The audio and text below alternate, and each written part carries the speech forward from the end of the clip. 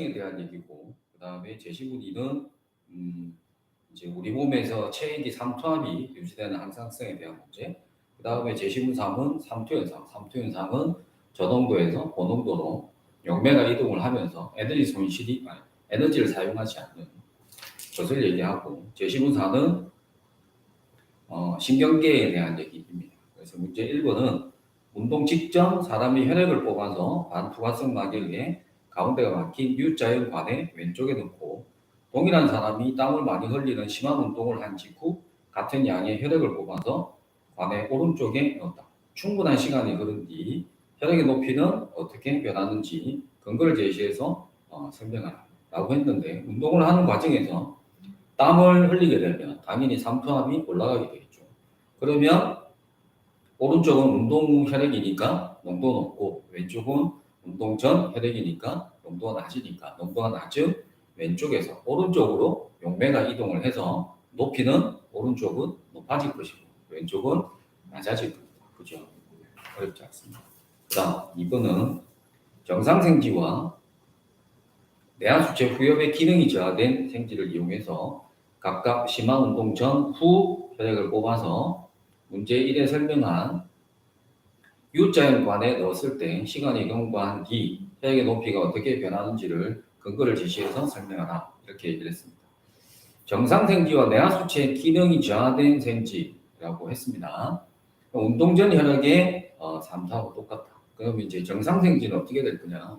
우리가 문제 1번에서 살펴본 것처럼 예를 들어서 운동 전, 그러니까 이제 운동 전하고 처음에 혈액의 높이, 이게 왼쪽, 그다음에 혈액의 높이를 자 이쪽을 오른쪽, 자 이렇게 비교를 하면 만약에 정상생지다라고 하게 되면 어떻게 됩니까? 운동을 하고 나면 삼투압이 높아지겠죠. 삼투압이 높아지면 얘는 어떻게 될 거냐 그러면 얘는 좀 낮아지고, 그 다음에 그 낮아진 만큼 자 이쪽은 또 올라갈 겁니다. 그래서 이런 식으로 되겠죠.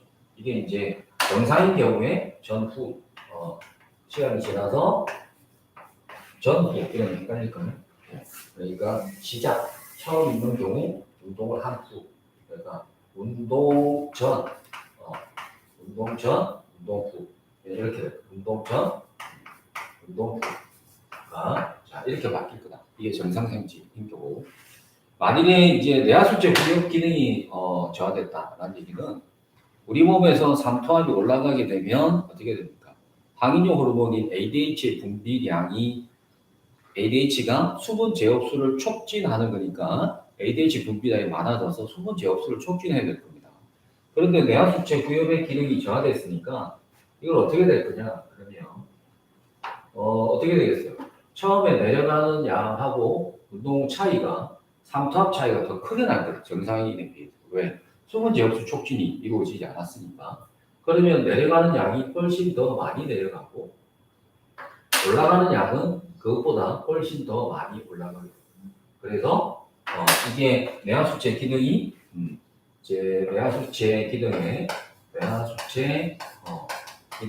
문제가 있는 기능에 문제가 있는 생지는 그렇지 않은 정상 생지에 비해서 이와 같은 현상이 나타날 거다. 그 다음 3번은 아래 그래프는 성균이가 식사를 한 후 일정 시간 동안 혈당량의 변화를 나타낸 것이다. 식사로 인해 증가한 혈당량의 수치는 다시 점진적으로 감소했다. 그러나 심한 스트레스로 인해 혈당량이 일시적으로 다시 증가했다. 화살표로 표시한 이 과정에서 성균이의 몸속에서는 어떤 호르몬의 변화가 일어났는지 근거를 제시해서 설명하라. 이렇게 얘기를 했어요. 그럼 이제 스트레스 상황으로 인해서 혈당량이 일시적으로 증가한 거예요. 만일에 우리가 일반적인 경우에는 저혈당이다 라고 하면, 저혈당인 경우에는 교감신경에 의해서 뭐가 뭐로 바뀝니다. 저혈당이니까 글리코젠이 뭐로 바뀌어야 됩니다. 포도당으로 바뀌어야 됩니다. 만일에 고혈당이다 그러면 고혈당, 혈당이 없다라고 얘기를 하면 고교감신경에 의해서 다시 인슐린이 분비돼서 포도당이 글리코젠으로 바뀌는 자 이런 현상이 일어나야 될 겁니다. 그런데 여기서 지금 스트레스 상황이 발생했으니까 이제 부신에서도 호르몬이 분비되는데 부신 속질에서는 부신 속질에서 뭐가 분비돼? 아드레날린이 분비가 돼. 아드레날린이 분비가 돼서 혈당량을 높여주는 역할을 하고, 부신 겉질에서는 뭐가 분비될 거냐? 그러면 당질 코르티코이드가 분비가 돼서 당질 코르티코이드에 의해서 혈당량이 높아지는 그런 상황이 벌어질 거다. 그러니까 그래서 혈당량이 높아진다. 이렇게 설명을 하시면 될 거예요. 그 다음 문제 4번은 문제 4번은 조금 출제에 좀 아쉬움이 좀 있습니다. 아마 모의 문제여서 조금 대충 내서 그런 것 같습니다. 다음 보기는 생활 중에 사나이 몸에서 일어나는 변화를 기술한 것이다. 특정 기준으로 보기에 네 가지 내용을 두 그룹으로 나눌 수 있다. 두 그룹으로 나누는 기준은 무엇이고 각 그룹에 어떤 보기의 내용이 속하는지 근거를 제시해서 설명하라. 이렇게 얘기를 했는데 지금 기억을 보면 햇빛이 있는 야외에 나가니 땀이 흘렀다라는 것하고 리얼에 보면 짠 음식을 먹었더니 평소보다 소변량이 줄었다라는 내용이다. 자, 이거는 지금 제시문에 있는 내용을 보면 항상성이라고 생각할 수 있죠. 항상성 유지를 위해서 기억과 리얼과 같은 현상이 나타난다. 이렇게 생각을 하면 되고 그 다음 리언과 디귿은 극심한 통증을 느낀 산모는 곧 출산한다. 라는 것하고 바늘에 손가락 끝을 찔렸으나 피가 응고되면서 멈췄다. 라고 하는 것. 이거는 항상성과 관계가 없는 거다.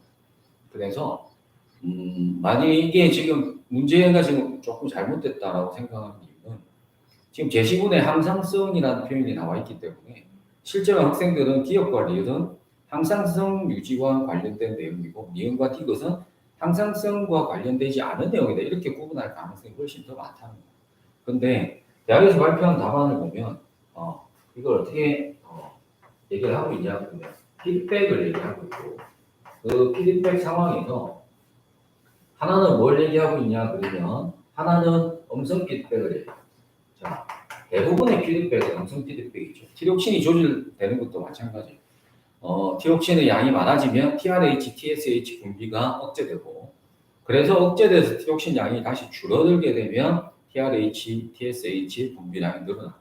이렇게 이런 것을 우리가 음성 피드백 이렇게 얘기를 하는데 실제 피드백에는 음성 피드백만 있는 게 아니고 양성 피드백도 있고. 그럼 이제 양성 피드백은 어떤 거냐 그러면 어떤 양이 늘어나면 계속 늘어나는 방향으로 진행이 되는 것을 얘기하는 겁니다. 그러면 지금 우리가 항상성이라고 하는 것은 다 이런 거죠. 높아지면 낮아지게, 낮아지면 높아지게. 그래서 일정 수준을 계속 유지를 하는 거예요. 그러니까 기억과 리얼은 음성 피드백과 관련돼요. 그래서 많아지면 적게 하고 적어지면 많게 하고 하는 것이고 디귿과 리언과 디귿은 양성 피드백과 관련됩니다. 그러니까 예를 들어서 출산을 하려면 옥시토신이 분비가 되는데 그 옥시토신이 분비가 되면 자궁이 수축되고 만일에 이게 음성 피드백이 되게 되면 옥시토신 분비량이 줄게 되면 자궁 수축이 되지 않으니까 출산이 되지 않겠죠. 따라서 출산이 되려면 자궁 수축이 지속적으로 이루어져야 되니까 옥시토신 분비량이 증가하면 자궁이 수축되고 자궁이 수축되면 옥시토신 분비량이 또 늘어나면 수축되면 늘어나고 그렇게 해서 결국 출산에 이르게 되는 것이다. 그러니까 양성 피드백을 얘기하고 그 다음에 바늘에 손가락 끝을 찔렸으나 피가 응고되면서 멈췄다라는 것도 응고를 시켜야 되니까 그 초기에 형성된 응고 단백질에 의해서 계속 응고가 지속적으로 일어나야 되겠죠. 그래서 초기 응고 단백질이 분비가 되게 되면 그러한 응고가 계속 촉진될 수 있도록 응고 단백질의 양이 점점 더 많아져야 돼요. 그것도 역시 양성 피드백에 해당하는 것이다. 실제에서는 이런 애매모호한 문제가 출제되지는 않을 것 이렇게 생각을 합니다. 그 다음에 문제 2번 보겠습니다. 문제 2번은 중앙대 2017년 기출문제로 합격자 점수가 70.8에서 87.3이었던 시험이고 안성 캠퍼스는 49.5에서 그다음에 60점인 시험.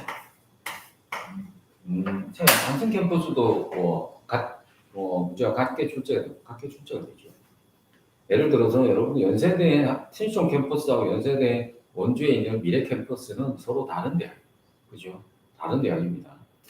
근데 중앙대 서울 캠퍼스하고 안성 캠퍼스는 뭐 경희대 서울 캠퍼스하고 수원에 있는 국제 캠퍼스와 같은 그런 내용이다. 이렇게 이해를 하시면 되겠습니다. 제시분 가와 제시분 나는 제시분 가는 뉴런에 대한 얘기고 여러분들 교과서에 나오는 내용이니까 다 알고 있는 내용이고 제시분 나를 조금 읽어볼게요. 시냅스 전 뉴런의 축삭돌기 말단에는 시냅스 소포라는 작은 주머니 속에 신경전달 물질이 저장되어 있다. 활동 전이가 축삭돌기 말단에 도달하면 세포 외 배출 작용을 통해 시냅스 소포에서 시냅스 틈으로 신경전달 물질이 분비된다. 분비된 신경전달 물질은 확산을 통해 전달되므로 신경세포의 축삭돌기에서 일어나는 전기적 신호보다 신호 전달이 지연되고 시냅스 후 뉴런의 세포막에 있는 수용체 단백질에 결합해서 탈분극이 일어나도록 한다. 방출된 신경전달 물질은 축삭돌기로 다시 흡수되어 시냅스 소포로 포장되거나 시냅스 틈에서 분해되어 제거되기도 한다. 가지돌기나 신경세포체에서 신경전달 물질이 분비되지 않기 때문에 신호의 전달은 신경세포의 한쪽 방향으로만 이루어진다. 어디서 어디로? 축삭돌기에서 가지돌기 쪽으로만 일어난다라는 것이고 호르몬이나 신경전달 물질은 우리는 뭐에만 신경을 쓰면 안 되냐면 분비가 됐으면 분비의 문제만 일반적으로 많이 생각을 하지만 논술 문제에서는 분비가 돼서 어떻게 이동해서 그 이동된 뒤에 다시 흡수되는 수용이라고 하죠. 수용체 단백질이 관여하는 겁니다. 그러면 여기 분비되는 분비 단백질도 존재하고 수용되는 수용체 단백질도 존재하는 것이고 이게 만약에 분비 단백질 자 여기 분비하는 뭐 시냅스 소포 이것도 단백질이라고 보면 되니까 그 다음에 수용하는 수용체 단백질 이것도 단백질이면 당연히 어떻게 되냐면 이 단백질을 만드는 유전자 이 단백질을 만드는 유전자 별도로 존재한다는 얘기고 유전자가 다르면 그걸로 만들어지는 단백질의 종류도 다르다라는 겁니다. 그래서 여기서 분비를 해서 이동을 하는데 시냅스 틈에서 이 조절이 이루어질 수 있다라는 거예요. 어떻게? 원래 분비를 했던 축삭돌기 말단으로 재흡수를 한다. 재흡수를 하게 되면 수용체로 넘어가는 양이 줄어들게 되니까 아니면 분비한 신경전달 물질을 분해한다든지 재흡수 분해에 의해서도 그 양이 조절될 수 있다라는 사실을 꼭 기억하고 계셔야 될 것 같아요. 그 다음에 제시분 나는 이제 생물이 지니는 고유한 특징, 형질에 대한 얘기고 유전자형과 표현형에 대한 얘기입니다. 그 다음 제시분 나는 가계도 유전, 가계도 조사를 통해서 반성유전, 한성유전, 상염색체 유전에 대한 설명입니다. 문제 1번은 그림 1과 같이 기능이 서로 다른 신경에 자극을 주고 자 이제 추론 문제인데 측정 지점 Q에서 신경 활동 전이가 나타나는 데까지 걸린 시간을 측정해서 그림 2에 나타낸다. 이때 각 신경의 종류, 마리집 또는 민마리집과 연결 상태를 제시분 가와 나에 근거해서 논리적으로 설명한다. 그런데 A는 민마리집 뉴런이고 B와 D 중 두 개는 각각의 시냅스를 갖는다. 이렇게 얘기를 하고 있고 제시분 나의 세 번째 줄에 보면 정기적 신호보다 신호 전달이 지연된다. 뭐가 분비된 신경 전달 물질에 의해서 하는 것이. 그러면 자극이 이동될 때 한 뉴런 내를 움직이는 게 전도라고 얘기하고 뉴런과 뉴런 사이의 이동을 우리가 전달이라고 하는데 속도를 비교했을 때는 속도, 자극의 이동 속도, 자극에 이동되는 속도를 비교를 하게 되면 이 속도는 어떻게 되느냐? 전도와 전달이 있으면 전달이 훨씬 더 빠르게 전도보다 이루어진다라는 것을 얘기를 하고 있다. 그러면 자 표를 보니까 그림 위에 보니까 자 A, B, C, D가 있는데 그 속도가 어떻게 되느냐? 속도가 시간이 적게 걸릴수록 더 빠르게 이동을 한 거니까 시간이 가장 적게 걸린 B, 그 다음이 A, 그 다음이 D, 그 다음이 C. 자 이렇게 됩니다. 그런데 문제 조건에서 A가 민마리집 뉴런이다 라고 얘기를 했죠. 그러면 B는 어떻게 되는 거다? B에는 얘는 마리집 뉴런인데 시냅스가 없다라는 얘기고 B, C, D 가운데 두 개는 각각의 하나의 시냅스를 갖는다라고 했으니까 시냅스를 갖는다는 얘기는 전달이 일어난다는 얘기니까 이동 속도가 전도보다 느릴 거다. 그러면 좀 빠르고 좀 느린 게 있으니까 결국에는 얘는 시냅스를 갖는 말이지 대신에 뉴런이 두 개. 그죠? 시냅스를 갖는 말이지 그 다음에 얘는 시냅스를 갖는 빈말이지. 자, 이렇게 정리를 해줄 수 있겠네요. 그 다음에 2번은 신경계 질환이 있는 철순의 가족의 가계도를 그림 3에 표시했고 가계도를 보고 질환을 유발한 유전자가 있는 염색체를 구별하고 철수 영희와 같은 유전자형을 가지고 있는 남녀가 결혼해서 자녀를 출산한다면 그 자녀가 성별에 따라 신경질환을 가질 확률을 제시문 다와 라에 근거해서 설명하라 이렇게 얘기를 했습니다. 자, 사람 3의 상염색체상의 모든 유전자는 동형접합이다. 이렇게 얘기합니다. 사람 3의 상염색체상의 모든 유전자는 동형접합이다. 자, 그러면 지금 2세대 6, 7에서 광수와 10번이 나왔으니까 이 유전질환을 일으키는 유전자는 뭐다라는 걸 알 수 있다. 열성이라는 사실을 알 수 있는 거죠. 부모 세대에 없던 게 그 다음 나왔으니까 그 다음에 이제 상염색체 유전이냐 성염색체 유전이냐 라는 얘기인데 만일에 얘가 상염색체 유전이다 라고 하면 자 얘가 유전질환을 일으키는 게 열성이니까 이때 유전질환을 그냥 A라고 표현할게요. A 유전자에 의해서 유전질환이 나타나느냐 그 대립 유전자를 A라고 하면 이 형질을 나타내는 대립 유전자를 A라고 하면 자 3번은 동형접합이다 이렇게 얘기된다. 만일에 얘가 상염색체인데 3번이 동형접합인데 유전질환이 없으니까 상염색체라면 3번은 어떻게 나와야 되느냐 라지 A가 나와야 될 거다. 그럼 라지 A가 나와야 되고 만일에 그 다음에 자 철수가 나오려면 열성이 두 개가 잡혀야 되는데 열성 두 개 순종이어야 되는데 3번이 라지 A가 되면 4번이 보인자라 하더라도 철수에서 스몰 a가 나올 수 없다. 그러면 얘가 상염색체가 되면 여기서 모순이 생깁니다. 여기서 모순이 생깁니다. 그러면 이는 한성 유전일 수는 없죠. 1번, 3번 철수 이렇게 나올 수가 없으니까 그럼 이건 한성 유전도 아니라 그러면 얘는 뭐다? X 염색체 유전, 한성 유전이고 유전되는데 얘는 열성이다. 이렇게 얘기를 할 수 있겠네요. 그러면 철수. 자, 철수는 그러면 철수의 유전자형은 어떻게 되느냐? 철수는 자 유전질환을 가지고 있네요. 그리고 성염색체, X염색체 유전이니까 X 스몰 a y 이렇게 얘기할 수 있는 거고 영희는 어떻게 되느냐? 자 영희는 정상인데 지금 남자 형제들을 보면 광수나 10번 같은 경우에 뭐가 나왔다? 유전질환이 나왔다라는 얘기는 7번이 보인자라는 얘기죠. 그럼 7번이 보인자가 되면 자 6번은 어떻게 됩니까? 6번은 정상이니까 X 라지 A Y가 되고 7번은 보인자라는 X 라지 A일 수도 있고 스몰 A일 수도 있다는. 그러면 여기는 둘 중에 하나 되는 거죠. A일 수도 있고 그 다음에 어떻게 XA에 스몰 a가 하나 있는 자 이런 상황일 때 둘 중에 하나가 되는 상황이다. 이렇게 봐야 됩니다.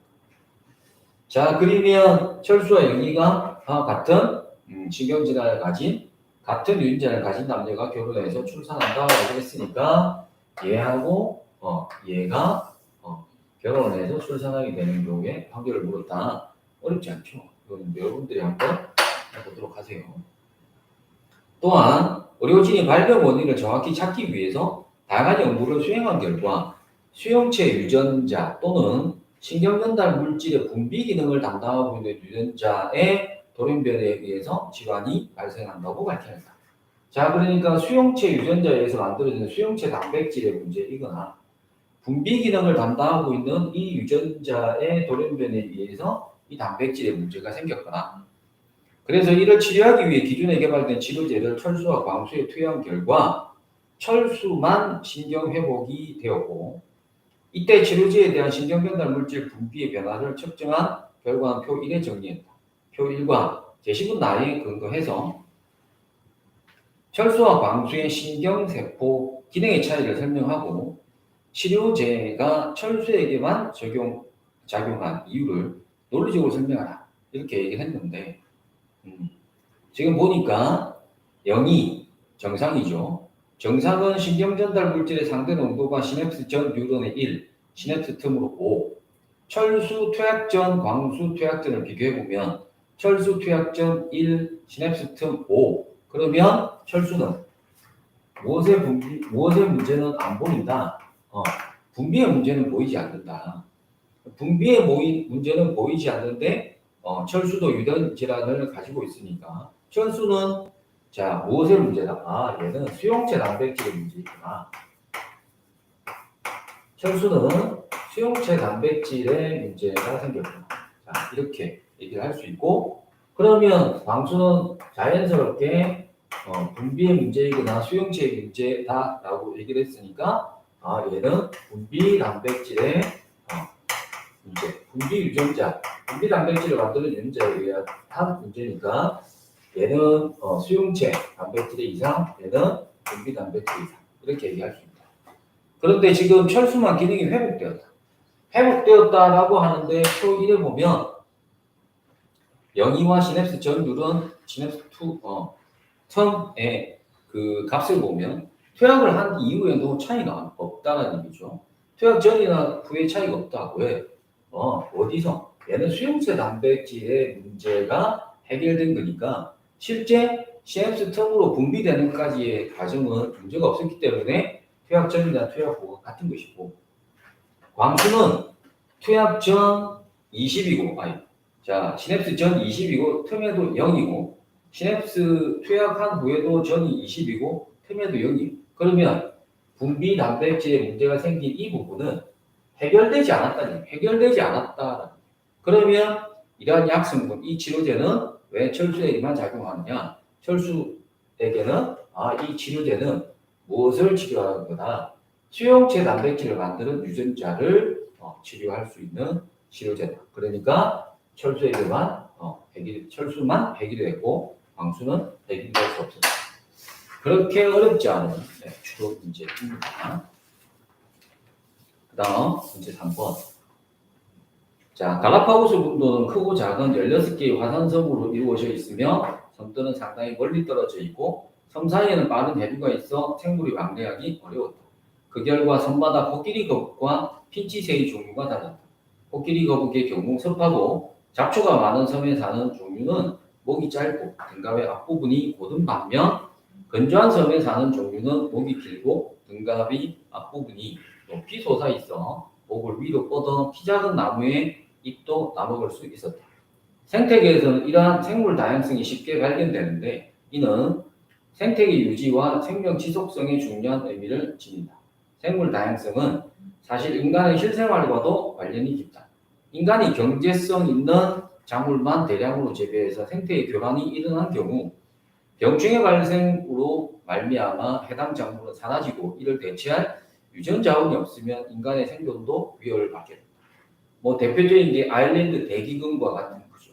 아일랜드 대기근과 같은 경우에는 단일 품종을 심다가 보니까 그 감자에 잎마름병이 생겼는데 종이 전부 다 똑같으니까 감자의 모든 개체가 전부 다 멸종에 이르러서 결국에는 아일랜드 인구의 절반이 사망한 이런 걸 우리가 아일랜드 대기근이고 이런 것들이 생태가 교란돼서 일어나서 인간의 생존을 위협한 사례가 될 수 있다. 이렇게 보면 되고. 다음 제시문란은 암컷과 수컷으로 성이 구분되어 있고 서로 다른 생식세포를 만들어서 수정 과정을 통해 자손을 만드는 것이 유성생시이고 이 유성생시에 의한 유전현상을 관찰하던 데는 잡종 1대인 보라색 꽃을 피우는 완두를 자가수분시켜 잡종 2대를 얻었는데 그 결과 잡종 2대에서는 보라색 꽃뿐 아니라 흰색 꽃도 나타나는 결과를 얻었다. 부모의 어떤 형질이 나타났다라는 얘기고, 이는 마치 A형 혈액을 지닌 사람과 B형 혈액을 지닌 사이에 O형의 자손이 탄생하는 것과 같다. 그러나 이와 달리 세균을 포함하는 일부 생물종들은 암수의 성이 구별되지 않는 무성 생식을 통해 자손 번식을 한다. 이분법, 출합법, 포자법, 영양생식 이런 것들이 있죠. 무성 생식으로 번식하는 생물들은 생식 세포를 만들지 않는다. DNA가 유전물질이라는 사실은 세균을 감염시키는 바이러스인 박테리오파지와 세균을 이용한 여러 실험에서 밝혀졌다. 그리피스와 에이블리 실험을 통해서 밝혀진 것처럼 죽은 세균에서 외부 환경으로 유출된 DNA가 살아있는 다른 세균 속으로 들어가 형질 변화를 일으킬 수 있다. 이와 유사하게 박테리오파지의 DNA는 감염된 숙주 세균의 형질의 변화를 일으키기도 한다. 박테리오파지는 바이러스를 얘기하는 겁니다. 숙주인 세균 표면에 달라붙어 세포 안으로 DNA를 주입해 감염을 일으킨다. 숙주 감염 후 생성된 박테리오파지 중 일부가 자신의 DNA에 숙주 DNA 절편을 포함한 상태로 새로운 숙주에 감염이 되면 대부분의 숙주 세균들은 죽지만 일부 세균들은 살아남아 새로운 형질을 획득하기도 한다. 누구 때문에? 박테리오파지 때문에. DNA는 또한 세포 활동의 중심이고 DNA 유전 정보는 전상과 번역을 거쳐 세포 활동을 직접 수행하는 단백질을 만드는데 관여한다. 유전 정보를 담고 있는 DNA 염기 서열의 변화가 생기면 기능이나 활성이 달라진 돌연변이 단백질이 생길 수 있다. DNA 염기 서열의 변화가 생기면 뭐가 변화가 생기냐? 그러면 아미노산의 배열 순서가 바뀌게 되고, 아미노산 배열 순서가 바뀐다는 얘기는 단백질의 3차 구조의 변화가 생긴다. 단백질의 3차 구조가 그 단백질의 기능을 결정하는 거다. 그래서 결국 유전 정보를 담고 있는 DNA 염기서열의 변화가 생기면 돌연변이 단백질이 생긴다. 이런 얘기입니다. 조금 이따 다른 프린트 하나 볼게요. 그 다음에 최근 과학기술의 발달로 유전자 조작을 통해 새로운 형질을 가진 종을 만들 수 있다. 유전자 제조학 기술을 이용하여 옥수수 등의 작물 유전자에 곤충의 해로운 물질을 합성하는 미생물의 유전자를 도입해 해충의 저항성을 갖는 GMO의 새로운 품종을 만들 수 있다. GMO를 통한 식품 생산에 대해 사회적으로 찬반 양론이 제기되고 있다. 일부 주장을 소개하면 다음과 같다. 찬성하는 쪽은 단기간에 기한을 해결할 수 있고 기존의 품종 개량도 넓은 의미로는 유전자 변형 생물이라고 주장한다.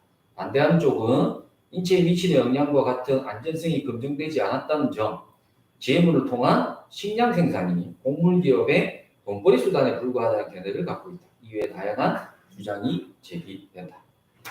자, 내준 그 프린트를 보시면 그리피스의 형질 전환 실험이 있습니다.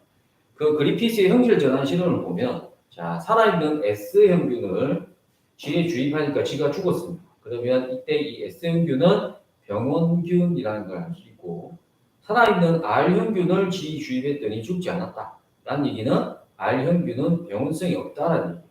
그런데 열 처리로 죽은 S형균을 쥐에 주입하니까 죽지 않았어요. 쥐가. 이 얘기는 열 처리로 인해서 S형균이 파괴가 됐다. 이렇게 봐야 되겠죠.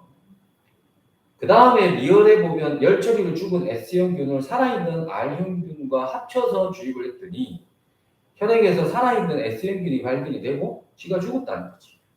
자, 그러면 죽었던 S형균이 부활될 수 있느냐 하면 단백질 파괴가 이미 일어났는데 어떻게 부활이 돼? 부활이 될 수는 없지. 그러면 결국 어떻게 봐야 되는가? 이 현상은 자, R형균, 즉 살아있는 R형균이 뭐로 형질 전환됐다.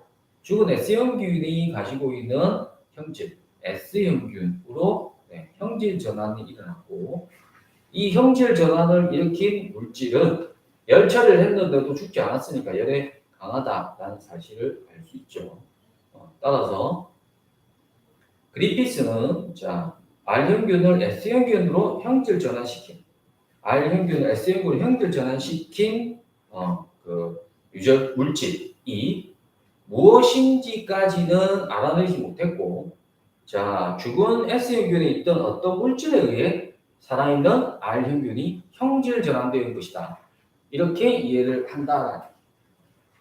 자, 그것만 가지고는 그 어떤 물질이 DNA라는 사실을 알 수는 없어요. 그래서 에이보리가 추가로 실험을 합니다. 추가로 실험을 하는데 어떻게 하느냐? 열처리로 죽은 S형균의 세포 추출물에다가 지금 그 하는 것처럼 어떻게 하느냐면 단백질 분해 요소 처리, RNA 분해 요소 처리, DNA 분해 요소를 처리한 다음에 다시 살아있는 R형균과 배양을 했더니 살아있는 S형균이 관찰되는 곳이 단백질 분해 요소나 RNA 분해 요소에서는 살아있는 S형균이 관찰됐다는 얘기.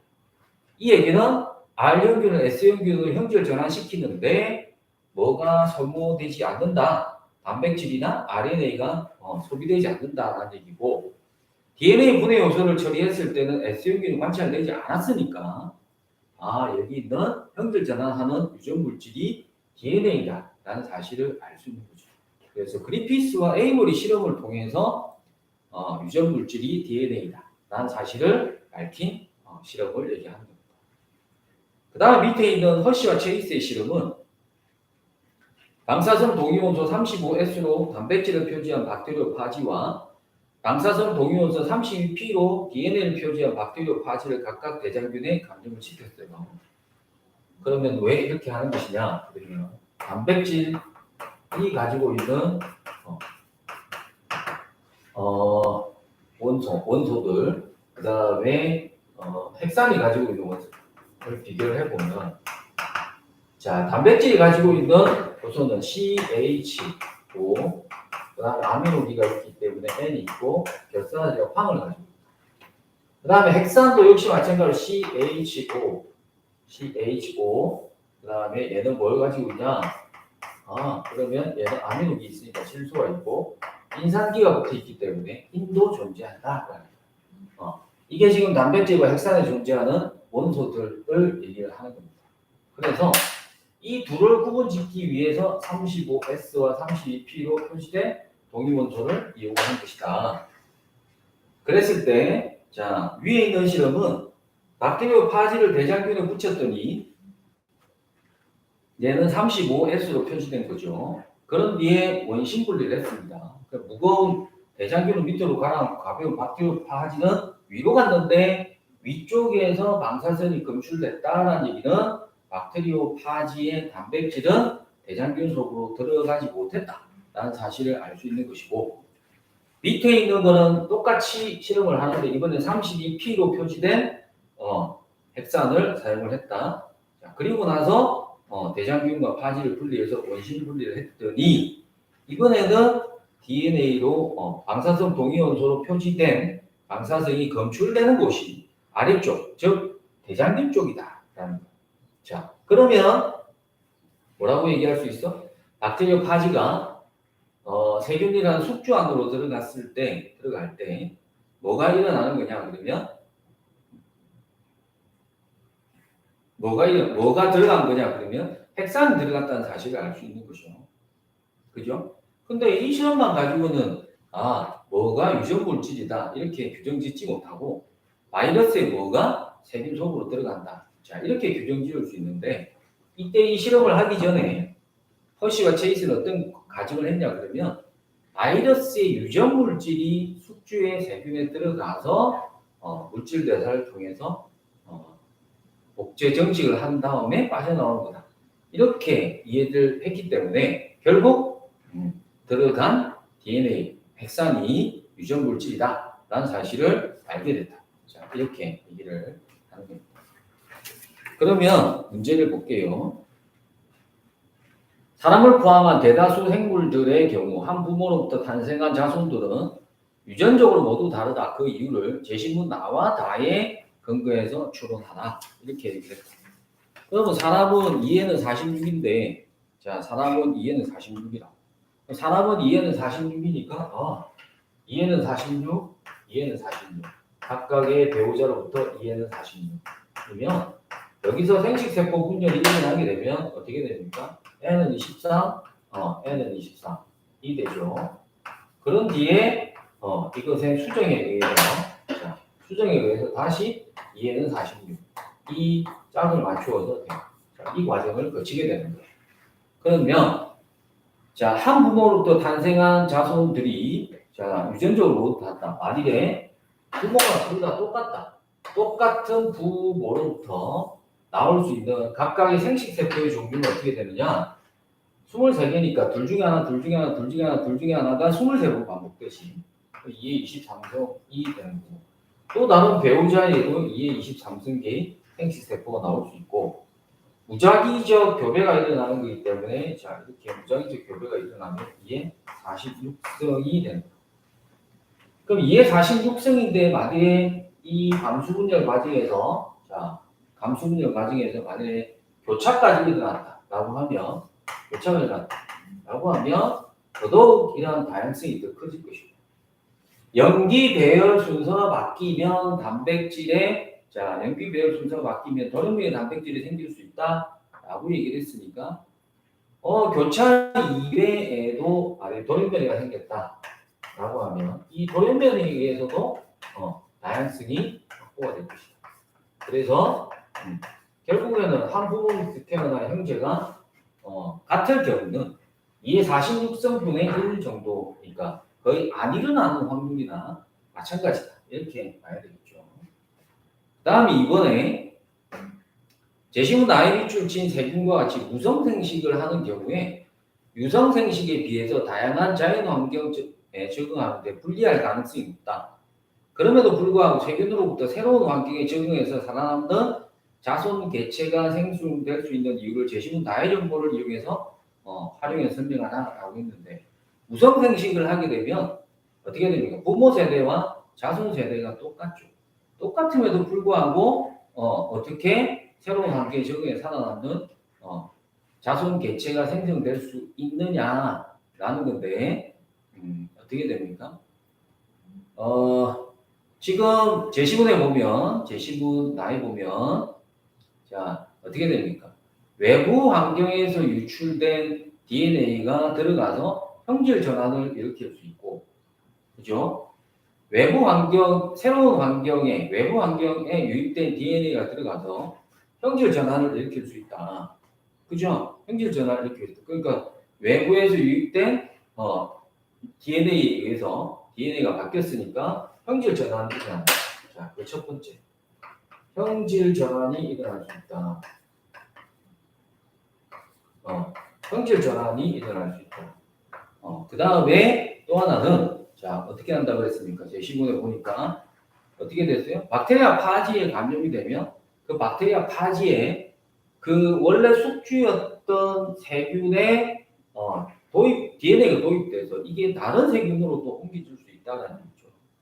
그러니까 이런 바이러스, 박테리아 파지의 작용에 의해서, 박테리아 파지의 작용에 의해서 원래 가지지 못한 유전자가 도입되어서, 자, 원래 어버이하고는 또 다른 형질을 나타낼 수도 있을 것 같다. 그러니까 이런 정보에, 이런 것에 대한 내용을 소설해보라, 이렇게 얘기를 한 거고, 유성생식으로, 3번은 유성생식으로 번식하는 생물들이 진화에 상대적으로 유리한 이유가 무엇인지 제시문 가나다의 정보를 활용해서 설명하라 라고 이제 했습니다. 자, 유성생식으로 번식을 하게 되면 어떻게 됩니까? 다양한 자손수가 나오죠. 다양한 자손수가 나옵니다. 그러니까 유전적으로 다양한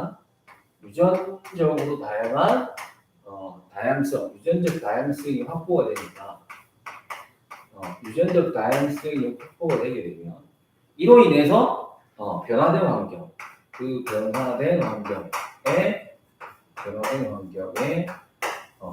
적용이 될 수 있다. 변화된 환경에, 자, 이런 유전적 다양성이 적용이 될 수 있기 때문에 유리하게 변한다. 예를 들어서 제시문 가에 있는 갈라파고스 균대의 코끼리 거북이라든지 아니면 섬의 먹이 환경에 따라서 살아남은 피치새 종류가 서로 다르다든지 하는 것들이 결국에는, 자, 진화에 상대적으로 유리하다. 반대로 얘기하면 아일랜드에서 일어났던 대기근, 이런 것들은 유전적 다양성이 확보되지 못해서 일어난 현상들이고, 부모에서 나타나지 않았던 형질이 자손에게 돌연변이를 통해서 일어날 수도 있다. 유성생식 과정에서 돌연변이가 일어나게 되면, 그러면 돌연변이가 일어나게 되면 역시 변화된 환경에 잘 적응된, 변화된 환경에 잘 적응된 놈이 살아남을 수 있다는 거죠. 이거는 뭘로 설명을 할 수 있어요? 뭘로? 자연 선택으로 설명을 할 수 있죠.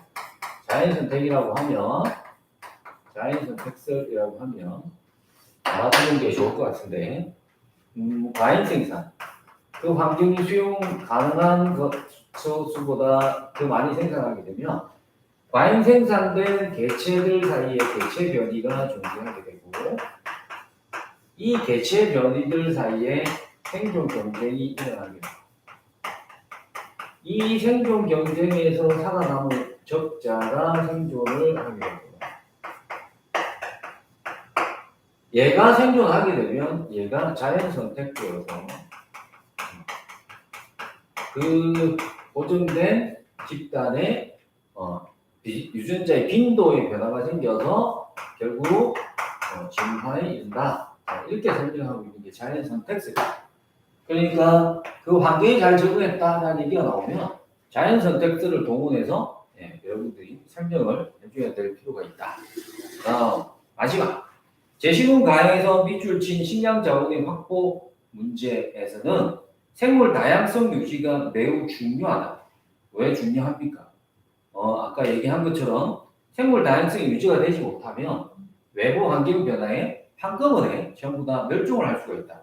이 사실을 근거로 제시문 라인 유전자 변형 식물에 대한 찬반 양론을 평가하라라고 했는데, 자, 찬성할 거냐 반대할 것이냐, 찬성에 대해서는 어떻게 반론을 제기하고 반대에 대해서는 어떻게 반론을 제기하고, 이렇게 서술하라는 걸로 인식했을 수도 있다. 왜? 찬반 양론을 평가하라라고 얘기를 했으니까. 그런데 문제는 제약을 딱 주고 있다. 어떻게 제약을 주고 있다?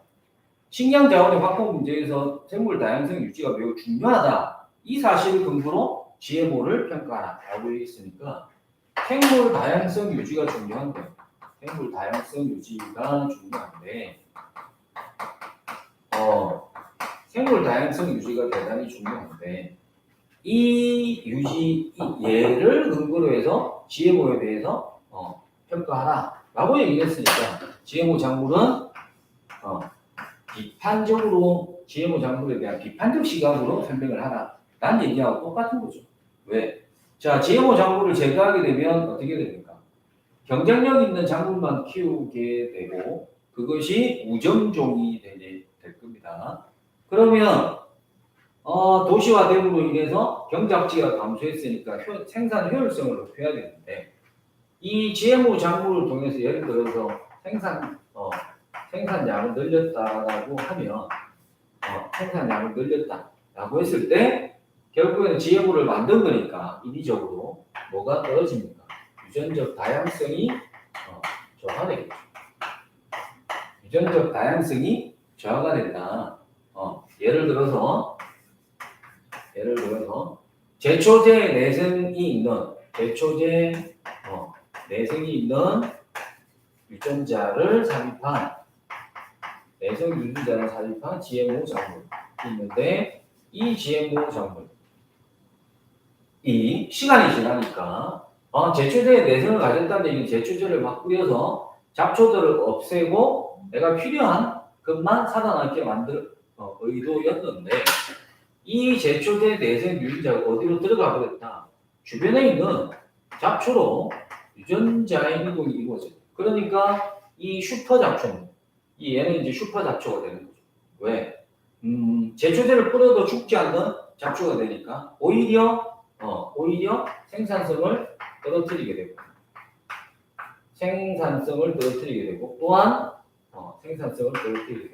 또한 다양성도 역시 떨어뜨리게 됩니다.